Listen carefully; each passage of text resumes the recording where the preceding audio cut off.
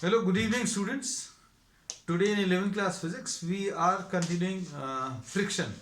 Friction पर आज अभी हम लोग कुछ और प्रॉब्लम्स करने वाले हैं.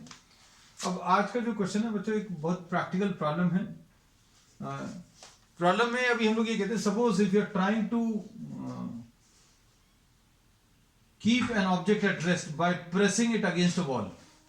अगर आप किसी एक ऑब्जेक्ट को, जैसे सपोज फॉर एग्जांपल ये अगर ऑब्जेक्ट है, इसको अगर आप यहां पर रख रहे हैं and you are applying some force. ये तो पेन है, you may be having some book, you may be having some block, metallic block which is having larger mass. तो अभी हम लोग ये कहते हैं किसी ऑब्जेक्ट को अगर आपको इसके साथ कांटेक्ट में रखकर इसको अगर रेस्ट पर रखना है तो कितना फोर्स अभी हम लोग अप्लाई करना पड़ेगा, ये अभी हम लोग देखेंगे. और अभी हम लोग ये भी इसमें स्टडी करेंगे, will be discussing some different types of problems. इसमें अभी हम लोग ये भी देखेंगे कि अगर आपने ऐसा कुछ फोर्स लगाया तो क्या ऑब्जेक्ट रेस्ट पर रहेगा, कितना फोर्स लगाने पर रेस्ट पर रहेगा, और अगर रेस्ट पर नहीं है तो उसमें एक्सेलरेशन कितना आएगा, ये भी अभी हम लोग देखेंगे. तो इसमें suppose this is a wall, this is a wall and this is a block. And here you are applying a force. अब हम लोग बच्चों इसमें एक फोर्स अप्लाई कर रहे हैं. Suppose this is a 5 kg block. ये 5 kg ब्लॉक है और इसमें आप जो फोर्स अप्लाई कर रहे हो वो 100 न्यूटन का फोर्स अप्लाई कर रहे हो. 100 Newton force is applied and suppose the coefficient of friction mu S 0.4 है और म्यू के सपोज 0.3 है. ये कुछ डेटा भी हम लोगों ने अज्यूम कर लिया. You have to find the acceleration of the system. आपको acceleration of the system calculate करना है. तो सबसे पहली चीज तो ये अभी आपको देखना पड़ेगा क्या ये ऑब्जेक्ट मूव कर रहा है. ऑब्जेक्ट मूव कर रहा है कि नहीं, ये चीज चेक करनी पड़ेगी. अब चेक करने के लिए हम लोग कंडीशंस जो दी हुई हैं उनको थोड़ा सा एनालाइज करेंगे. आपने क्या किया, एक वॉल के अगेंस्ट आपने एक ऑब्जेक्ट को ऐसा रखा हुआ है and you are pressing this. आपने इसके ऊपर एक फोर्स अप्लाई किया. Is this force sufficient enough? क्या ये फोर्स सफिशिएंट है to keep this object at rest? And if not then what will happen? The object will slide down. Object नीचे की तरफ स्लाइड करेगा और ऑब्जेक्ट अगर नीचे की तरफ स्लाइड करेगा तो उसका कितना एक्सेलरेशन होना है ये अभी हम लोग कैलकुलेट करेंगे. Will be taking different amounts of forces अभी हम लोग चेंज करेंगे. नेक्स्ट प्रॉब्लम में ये फोर्स भी चेंज करेंगे. तो इसमें सबसे पहली चीज अभी हम लोग इसको एनालाइज करें. तो फोर्सेस कौन कौन से लग रहे हैं इसमें. आपने एक 100 न्यूटन का फोर्स अप्लाई किया ऐसा, तो क्या होगा, एक रिएक्शन आएगा. If you are pressing this object towards the wall, आपने वॉल की तरफ इसको प्रेस किया तो क्या होगा, वॉल एक रिएक्शन अप्लाई करेगा and this will be what, the normal reaction. ये बच्चों क्या रहेगा, नॉर्मल रिएक्शन रहेगा. और कौन सा फोर्स आएगा बच्चों इसमें, ये नीचे की तरफ क्या आएगा, mg आएगा. तो इस केस में कौन सा ऐसा फोर्स है जो इस ऑब्जेक्ट को चलाने की कोशिश कर रहा है. जस्ट ट्राई टू इमेजिन, अगर ये ऑब्जेक्ट ऐसा रखा हुआ है तो mg will be acting vertically downwards. तो mg कभी इस ऑब्जेक्ट को चलाएगा नहीं. लेकिन अगर अभी हम लोगों ने इसको ऐसा रख लिया तो क्या होगा, mg will be acting vertically downward and this is the force which is trying to move the object. So force which is trying to move the object in downward direction is mg. तो अब इसमें देखना, force trying to move the object, ये कितना आ जाएगा, mg आ जाएगा. m कितना है, 5 है, g की वैल्यू 10 है. तो ये कितना आ जाएगा बच्चों, इसमें ये 50 न्यूटन आ जाएगा.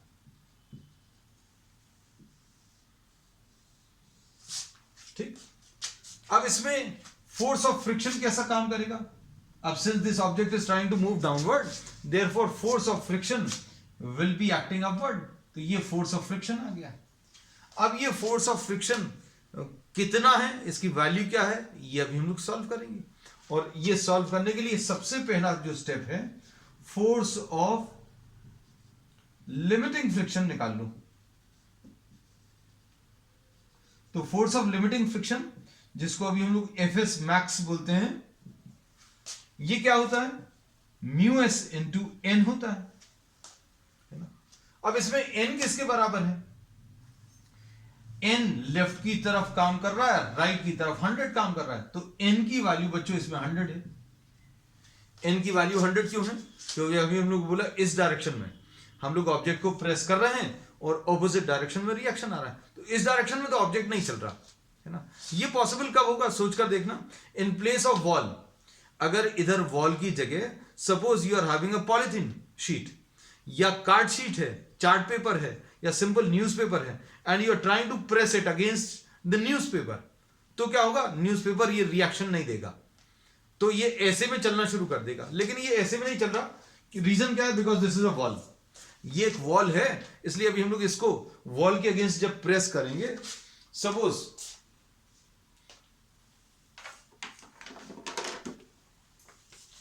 For example if you are having an object which is pressed against this, आपने क्या किया, आपने इसके अगेंस्ट आपने इसको रखा। अब इसको रखने में बच्चों क्या करेंगे, इसको ऐसा कुछ फोर्स लगाना पड़ेगा, तो ये फोर्स अप्लाइड जो है this is towards the wall, जो फोर्स अभी हम लोगों ने अप्लाई किया टुवर्ड्स दी वॉल, और इसका जो रिएक्शन आएगा ऑपोजिट डायरेक्शन में, तो ये फोर्स अप्लाइड है, ये नॉर्मल रिएक्शन है। तो ये फोर्स ऑफ लिमिटिंग फ्रिक्शन बच्चों कितना आ जाएगा, म्यू एस इंटू एन, तो म्यू एस कितना है 0.4 है और एन कितना है, ये 100 है, तो ये फोर्स ऑफ लिमिटिंग फ्रिक्शन बच्चों 40 Newton, force of limiting friction कितना है 40 न्यूटन। और फोर्स जो इस ऑब्जेक्ट को चलाने की कोशिश कर रहा है वो कितना है 50 न्यूटन। तो अब हम लोग क्या कह सकते हैं बच्चों, force of limiting friction is smaller than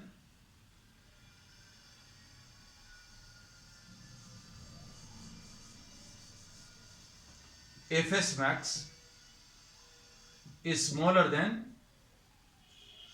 the force which is trying to move the object.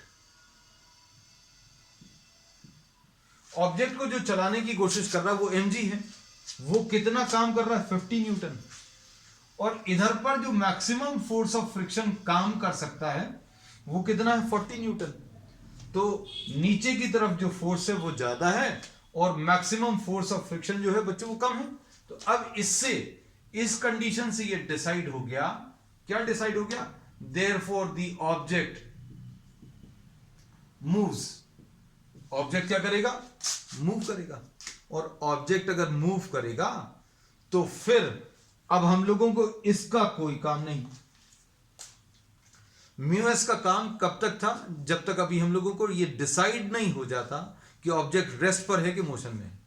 Object rest में है या मोशन में है कैसे पता चलेगा, force applied is greater than, force applied is greater than force applied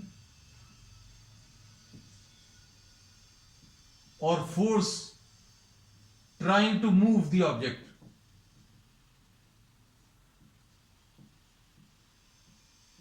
is greater than the force of friction। अगर force applied greater than force of friction है तो क्या होगा, ऑब्जेक्ट मूव करेगा। ये अभी हमने अलग से भी लिख दिया। इसको ऑपोजिट तरीके से लिखा है, फोर्स ऑफ लिमिटिंग फ्रिक्शन जो है, मैक्सिमम फोर्स ऑफ फ्रिक्शन जो है 40 न्यूटन है, और जो ऑब्जेक्ट इसको चलाने की कोशिश कर रहा है नीचे की तरफ चलाने की कोशिश कर रहा है वो कितना है 50 न्यूटन। तो ऑब्जेक्ट मूव करेगा, ऑब्जेक्ट अगर मूव करेगा तो फोर्स ऑफ काइनेटिक फ्रिक्शन काम करेगा। कौन सा फोर्स काम करेगा, फोर्स ऑफ काइनेटिक फ्रिक्शन। और ये फोर्स ऑफ काइनेटिक फ्रिक्शन बच्चों कितना आ जाएगा, म्यू के इंटू एन, और म्यू के कितना है बच्चों 0.3 है, इंटू एन कितना है 100 है, मतलब ये 30 आ गया। अब देखो बच्चों, इसमें अब ये नया डायग्राम ले लें, नीचे की तरफ mg, जिसकी वैल्यू कितनी आई है, mg की वैल्यू 50 न्यूटन आई है, और ऊपर की तरफ फोर्स ऑफ काइनेटिक फ्रिक्शन, और फोर्स ऑफ काइनेटिक फ्रिक्शन कितना है, 30 न्यूटन है। तो नीचे की तरफ mg, ऊपर की तरफ काइनेटिक फ्रिक्शन, तो नेट फोर्स कितना आ जाएगा बच्चों, नेट फोर्स आ जाएगा 50 माइनस 30, मतलब ये 20 न्यूटन आ गया। और एक्सेलरेशन कितना आ जाएगा, this will be equal to net force divided by mass, है ना। तो नेट फोर्स कितना है 20 डिवाइडेड बाय मास कितना है बच्चों इसका 5, तो एक्सेलरेशन इसका 4 मीटर पर सेकेंड स्क्वायर आ जाएगा। This is what acceleration is 4 metres per second square. तो ये बच्चों ये कॉन्सेप्ट समझ में आना चाहिए क्या, कि ये 5 kg का ऑब्जेक्ट है और इसमें 100 न्यूटन का अभी हम लोगों ने फोर्स लगाया है अगेंस्ट दी वॉल। इसमें म्यू एस और म्यू के दोनों दिए हैं, और आपको कहा है find the acceleration of the system if the object moves, है ना। क्वेश्चन को थोड़ा सा और बढ़ा दिया, है ना। अब इसमें अभी हम लोगों ने क्या बोला, ये अप्लाइड फोर्स है, नॉर्मल रिएक्शन ऑपोजिट डायरेक्शन में आएगा। हम लोग ऐसा प्रेस कर रहे हैं, वॉल ऑपोजिट डायरेक्शन में फोर्स लगाएगी। ऑब्जेक्ट को नीचे की तरफ कौन स्लाइड करने की कोशिश कर रहा है, mg, तो mg कितना आ गया 50 न्यूटन। ऊपर की तरफ फोर्स ऑफ फ्रिक्शन, कौन सा फोर्स ऑफ फ्रिक्शन लगेगा, स्टैटिक फ्रिक्शन लगेगा कि काइनेटिक फ्रिक्शन लगेगा, पता नहीं है। इसके लिए तरीका क्या है, आप फोर्स ऑफ लिमिटिंग फ्रिक्शन निकाल लो। फोर्स ऑफ लिमिटिंग फ्रिक्शन निकाला 40 न्यूटन, मतलब ये maximum force of static friction होता है। तो नीचे की तरफ 50 लग रहा है, और मैक्सिमम फोर्स ऑफ फ्रिक्शन जो लग सकता है स्टैटिक कंडीशन में वो 40 है। नीचे की तरफ 50, ऊपर की तरफ कितना लग रहा है बच्चों, कितना लग सकता है मैक्सिमम, ये 50, और ये मैक्सिमम एफएस मैक्स बच्चों कितना लग रहा है 40। तो अब हम लोगों ने क्या बोला, एफएस मैक्स जो है, एफएस मैक्स कम है और force which is trying to move the object वो ज्यादा है। ये बच्चों ये 40 है, ये 50 है। तो अब हम लोगों ने इससे क्या डिसाइड कर लिया कि ऑब्जेक्ट मूव कर रहा है, और ऑब्जेक्ट एक बार पता चल गया कि मूव कर रहा है, तो अब हम लोग क्या करेंगे, म्यू के को यूज करेंगे, ठीक है। तो अब हम लोग क्या बोलेंगे, F K will be equal to what, mu K into N. Mu K को 0.3 दिया हुआ है, एन 100 है, तो फोर्स ऑफ काइनेटिक फ्रिक्शन 30। अब एक्सेलरेशन निकालना है, तो net force 50 minus 30 net force आ जाएगा डिवाइडेड बाय मास। चलो अब इसमें बच्चों क्वेश्चन को चेंज कर रहे हैं, थोड़ा सा चेंज कर रहे हैं, है ना, पता तो चले क्या डिफरेंस आता है। सपोज अब क्वेश्चन नंबर 2, क्वेश्चन नंबर 2 में अब हम लोग यहां पर 500 न्यूटन लगा दें। एक्सपेक्ट क्या करते हो बच्चों, 100 न्यूटन लगाया तो ये ऑब्जेक्ट नीचे की तरफ स्लिप कर गया, है ना, ऑब्जेक्ट नीचे की तरफ स्लिप कर गया। अब हमने क्या किया, 500 न्यूटन लगा दिया, कुछ फर्क पड़ेगा क्या, देखते हैं। तो अब इसमें हम लोग यही ले रहे हैं, म्यू एस की वैल्यू 0.3 है, सॉरी म्यू एस की वैल्यू 0.4 है और म्यू की वैल्यू 0.3 है। Find the acceleration of the system if the object moves. Question बिल्कुल वही है। अब देखो we draw a separate diagram, concepts बच्चों बिल्कुल सिमिलर है,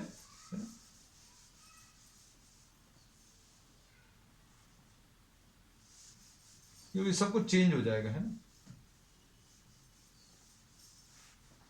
चलो अब देखो क्या ये ऑब्जेक्ट मूव करेगा, ये देखना है। प्रैक्टिकली तो अभी आप बता सकते हैं कि भाई ये मूव नहीं करेगा, लेकिन मैथमेटिकली कैलकुलेट करके दिखाएंगे। अब देखो बच्चों ये 500 न्यूटन है, ठीक है। अब इस वॉल का नॉर्मल रिएक्शन ऐसा कुछ आएगा, force which is trying to move the object ये mg आएगा, और mg कितना आ जाएगा 5 इंटू 10 यानी कि 50 न्यूटन। फोर्स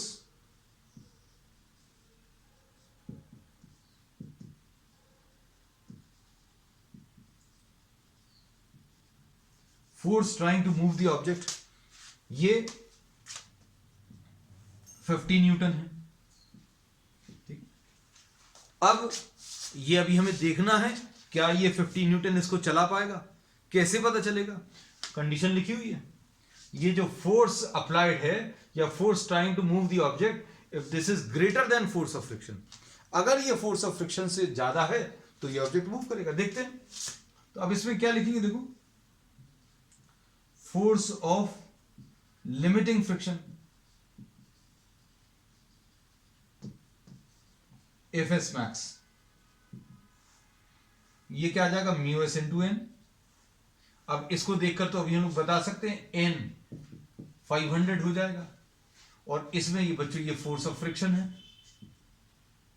अब कौन सा फोर्स ऑफ फ्रिक्शन है, फोर्स ऑफ स्टैटिक फ्रिक्शन है या फोर्स ऑफ काइनेटिक फ्रिक्शन है, ये पता नहीं है अभी, ये अब हम लोग सॉल्व करने की कोशिश कर रहे हैं। म्यू एस कितना है, म्यू एस 0.4 है। अब इसके बाद एन कितना है, एन बच्चों एन 500 है, तो ये कितना आ गया, 200 न्यूटन। तो मैक्सिमम फोर्स ऑफ फ्रिक्शन जो लग सकता है, जो मैक्सिमम फोर्स ऑफ फ्रिक्शन लग सकता है वो कितना है, 200 न्यूटन। जो ऑब्जेक्ट को चलाने की कोशिश कर रहा है वो कितना है, 50 न्यूटन। ऑब्जेक्ट को नीचे की तरफ चलाने की कोशिश क्या कर रहा है, 50 न्यूटन। और maximum force of static friction, मतलब रेस्ट वाली कंडीशन में मैक्सिमम फोर्स ऑफ फ्रिक्शन कितना आ सकता है, 200 न्यूटन। तो बच्चों आप सोच कर देखो, नीचे की तरफ 50 न्यूटन लग रहा है, तो जितना फोर्स अभी हम लोग नीचे की तरफ लगाएंगे उतना ही फोर्स ऑफ फ्रिक्शन आएगा, है ना। तो अब हम लोग इसमें क्या बोलेंगे बच्चों, ध्यान से सुनना। यहां पर एफ एस मैक्स स्मॉलर नहीं है, एफ एक्स मैक्स कितना है, एफ एक्स मैक्स 200 है, और ये force trying to move the object ये कितना है, 50 है। So this is not smaller. F s max जो है छोटा नहीं है, बड़ा है। तो अब हम लोग क्या बोल सकते हैं, the object does not move.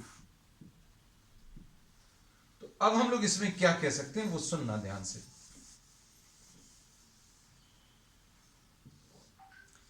If the force trying to move the object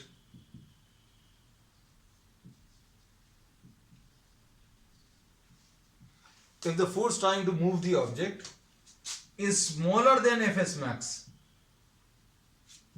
force trying to move the object 50 Newton है और Fs max कितना है, 200।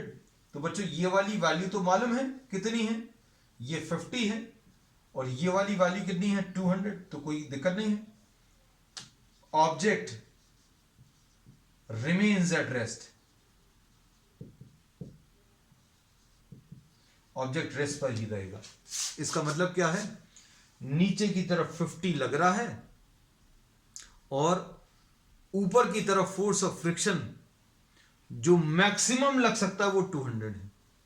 इसका मतलब ये नहीं कि 200 लगेगा, फोर्स ऑफ फ्रिक्शन, अच्छे से सुनना, if force of friction is the force which is trying to move the object is smaller than Fs max, तो force of friction कितना आता है, force of friction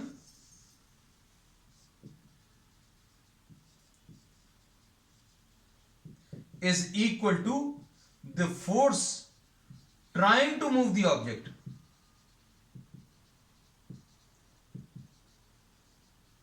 अब इसको समझना अच्छे से, इसको भी थोड़ा सा और एलाबोरेट करके बता दे रहे हैं बच्चों। नीचे की तरफ फोर्स 50 लग रहा है और चूंकि ये ऑब्जेक्ट अब रेस्ट पर रहेगा तो फोर्स ऑफ फ्रिक्शन भी कितना आ जाएगा बच्चों,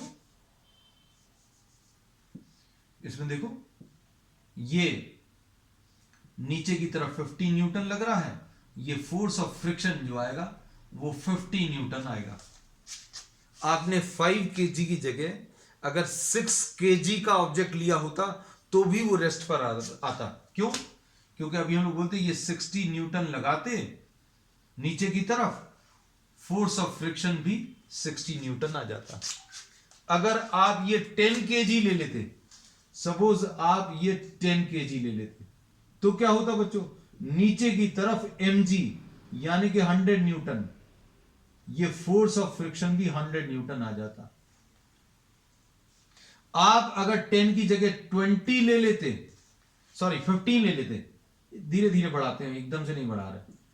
अगर ये 15 kg ले लेते तो mg यानी कि 150 न्यूटन नीचे की तरफ लगता और फोर्स ऑफ फ्रिक्शन भी 150 न्यूटन आता है ना। अब अगर आप 19 kg ले लेते बच्चों तो भी नीचे की तरफ जो फोर्स लगता वो 190 न्यूटन आता और फोर्स ऑफ फ्रिक्शन भी 190। तो मतलब जैसे जैसे आप ये मास बढ़ा रहे हो वैसे वैसे फोर्स ऑफ फ्रिक्शन भी बढ़ता जा रहा है। फोर्स ऑफ फ्रिक्शन कहां तक बढ़ेगा बच्चों? Maximum force of friction 200 Newton. मतलब आप 20 kg तक का ऑब्जेक्ट रख सकते हो। इतने फोर्स के साथ कितना तक रख सकते हो? 20 kg। प्रॉब्लम में 20 kg नहीं दिया, हमें 5 kg ही दिया।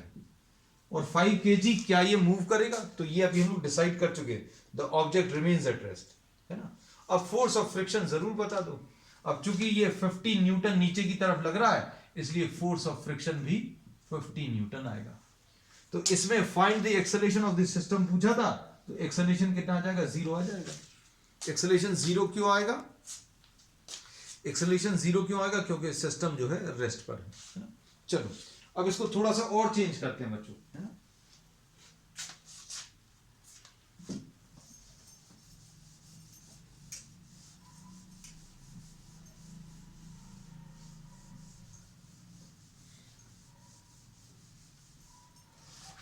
Question number 3।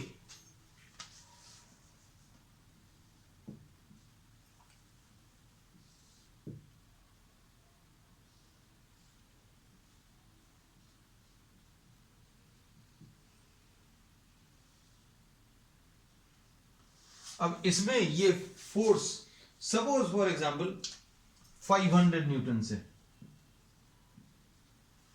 This is 500 newton and this is applied at an angle of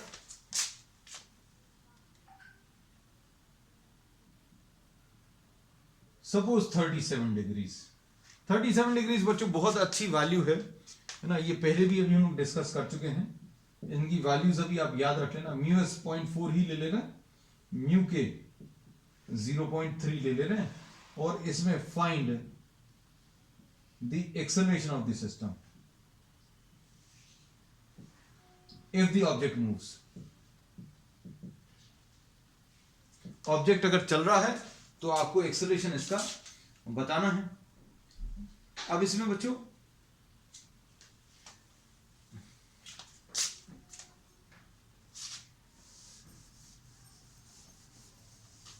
ये वाला पार्ट रख कर देना।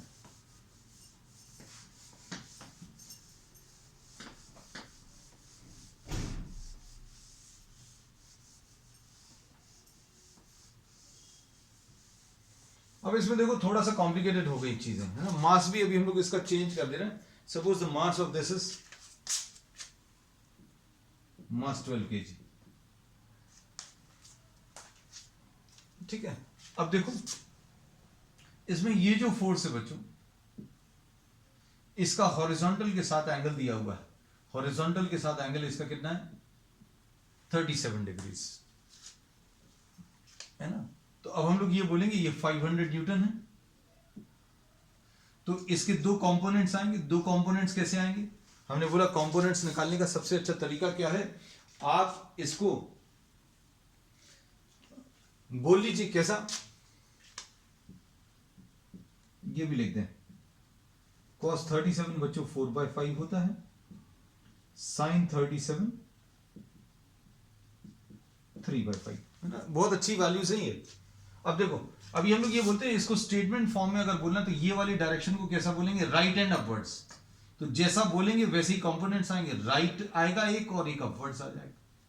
और कंपोनेंट्स कैसे निकालते हैं? 500 इसका इसके साथ एंगल दिया, जहां पर एंगल दिया वहां पर कॉस लगा दो, जिसके साथ एंगल नहीं दिया वहां पर साइन लगा दो, है ना। तो इसके दो कंपोनेंट्स कौन से आ गए?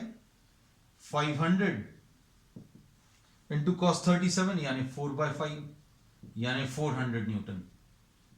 एक ऐसा फोर्स आएगा और एक ऊपर की तरफ आएगा। ये कितना आएगा? 500 इंटू साइन 37 की वैल्यू बच्चों 3/5, तो ये कितना आ जाएगा? 100। है ना। अब इस ब्लॉक में बच्चों फोर्सेस कौन कौन सी काम कर रहे हैं देखना ध्यान से, सारी चीजें अच्छे से क्लियर करेंगे। इसमें बच्चों एक फोर्स ये वाला है 400 न्यूटन, ठीक है, और ये वाला फोर्स कितना है,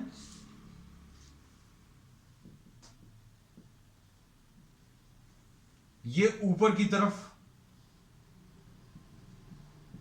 300 न्यूटन, ठीक। नीचे की तरफ क्या काम कर रहा है, mg। सारी चीजें देखना बच्चों, सारी चीजें, ये तो दो फोर्सेस आ गए, these are what, the two components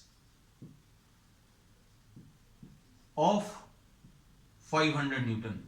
ये जो 500 न्यूटन लगाया था इसको दो पार्ट्स में ब्रेक कर लिया, एक ये वाला आ जाएगा बच्चों, एक ही ऐसा कुछ आ जाएगा, एक ऊपर की तरफ एक राइट की तरफ, एक ऊपर की तरफ और एक राइट की तरफ, है ना। तो ये दोनों अभी हम लोगों ने क्या किया, मार्क कर दिए। अब इसमें देखो mg की वैल्यू कितनी आ जाएगी बच्चों, mg, m इसमें कितना है बच्चों, m इसमें 12 है, इंटू g की वैल्यू 10 है, तो 120 न्यूटन। तो अब देखो एक बिल्कुल कंप्लीटली डिफरेंट सिचुएशन बन गई इसमें। देखो एक फोर्स ऊपर की तरफ लग रहा है, हम लोग क्या कर रहे हैं, इसको ऐसा कुछ फोर्स लगा रहे हैं, तो इसका एक कंपोनेंट ऊपर की तरफ लग रहा है, वो कितना है 300 न्यूटन, है ना। ये 300 न्यूटन है, और नीचे की तरफ कितना लग रहा है mg, तो ये 120। तो net force trying to move the object, trying to move the object, बच्चों एक 300 ऊपर की तरफ है, एक 120 नीचे की तरफ। अभी हमने फ्रिक्शन की तो बात ही नहीं करी, है ना, तो अभी इसकी बात करेंगे।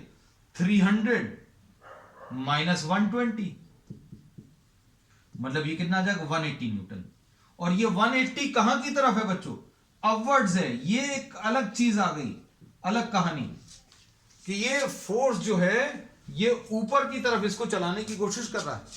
ये जो फोर्स काम कर रहा है ये कहां की तरफ, ऊपर की तरफ। तो इसमें जो फोर्स ऑफ फ्रिक्शन लगेगा, फोर्स ऑफ फ्रिक्शन नीचे की तरफ लगेगा। ये देखो बिल्कुल कंप्लीटली डिफरेंट चीज है। हम लोगों ने बोला इसमें ऐसा कुछ फोर्स लगाएंगे तो क्या होगा, ये ऑब्जेक्ट ऊपर की तरफ जाने की टेंडेंसी है, और ऊपर वाला कंपोनेंट 300 ज्यादा है, नीचे वाला mg जो है वो कम है। अब आप सोचकर देखना, इसमें अभी हम लोग ऊपर की तरफ 300 लगा रहे हैं, नीचे की तरफ 120 लगा रहे हैं, तो भैया इसका इफेक्ट ज्यादा रहेगा। तो नेट फोर्स कितना आ गया 120, 300 माइनस 120 यानी 180, और ये कहां की तरफ है, अपवर्ड्स। ये इंपॉर्टेंट है, इसलिए फोर्स ऑफ फ्रिक्शन नीचे की तरफ आएगा। अब क्या ये ऑब्जेक्ट मूव करेगा, तो इसके लिए क्या करेंगे बच्चों, एफएस मैक्स निकालेंगे। एफएस मैक्स कैसे निकालेंगे, FS max will be equal to what, mu s into N. N बच्चों अब हम लोग बना ले रहे हैं, ये एन आ गया। म्यू एस कितना है, म्यू एस 0.4 है, इंटू एन कितना है, एन बच्चों 400 है। ये वाला फोर्स और ये वाला फोर्स बराबर रहेंगे क्योंकि ऑब्जेक्ट ऐसे में तो नहीं चल रहा है ना। तो अब हम लोग क्या बोलेंगे, एन की वैल्यू बच्चों कितनी आ गई 400। तो ये मैक्सिमम फोर्स ऑफ फ्रिक्शन कितना आ गया 160। मैक्सिमम फोर्स ऑफ फ्रिक्शन बच्चों 160 आया, और जो फोर्स इसको चलाने की कोशिश कर रहा है वो 180। अब कोई फोर्स ऑब्जेक्ट पर लगा रहे हैं, और कितना लगा रहे हैं 180 लगा रहे हैं, और जो मैक्सिमम फोर्स ऑफ फ्रिक्शन काम कर रहा है वो कितना है 160 है। तो अब हम लोग क्या कहते हैं, force trying to move the object, to move the object is greater than Fs max, therefore the object moves। Object क्या करेगा बच्चों, मूव कर जाएगा। Force trying to move the object कितना है 180, और Fs max कितना है 160। ऑब्जेक्ट मूव करेगा, ऑब्जेक्ट मूव कर गया। अब ये पता चल गया बच्चों, है ना। अब क्या होगा, अब इसका कोई काम नहीं बचेगा। अब फोर्स चूंकि ऑब्जेक्ट मूव कर रहा है therefore force of kinetic friction निकालना पड़ेगा, और ये force of kinetic friction mu के इंटू एन होगा। क्या होगा? म्यू के इंटू एन। तो म्यू के कितना है बच्चों? 0.3 है, और एन कितना है? एन 400 है ना। अब ये कितना आ जाएगा? 120 न्यूटन आ जाएगा। कैलकुलेशन बहुत ज्यादा टफ नहीं है, सिर्फ कॉन्सेप्ट्स समझने में थोड़े से मुश्किल है। अब force which is trying to move the object 180 है। अब ये बच्चों बहुत सारे डायग्राम्स की जगह अब हम एक सिंपल सा डायग्राम ले रहे हैं। सिंपल सा डायग्राम क्या आ जाएगा? Force which is trying to move the object, force which is trying to move the object 180 newton ऊपर की तरफ। ये क्या चीज है बच्चों? Force trying to move the object. अगर ऑब्जेक्ट ऊपर जाने की कोशिश कर रहा है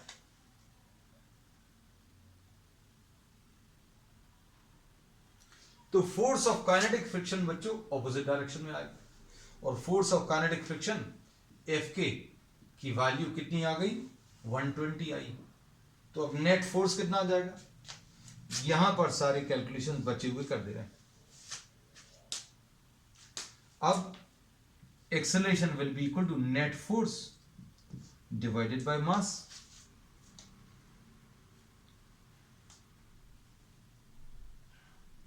अब नेट फोर्स कितना आ जाएगा बच्चों? नेट फोर्स ऊपर की तरफ 180